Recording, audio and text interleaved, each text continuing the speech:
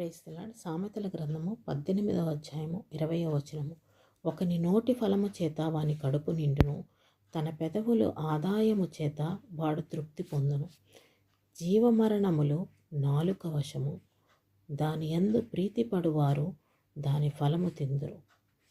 జీవమరణమును నాలుక వశమంట. మన నాలుకను మనం ఎలా వాడుతున్నాం?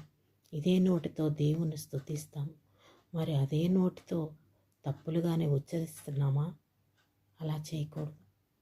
జీవమరణములు నాలుక వశమంట. ఎప్పుడూ కూడా ఈ నోటితో దేవుణ్ణి స్తుతించేటట్లుగానే ఉండాలి.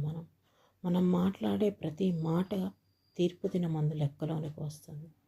మన కోసం ఆయన శిలువ మానుపై చనిపోయారు. మనం చేసిన తప్పులకే ఆయన చేతుల్లో కాళ్ళల్లో మేకులు దింపారు. ఆయన బల్లెపు పోటు పొడిశారు. ఇవన్నీ తెలిసిన మనం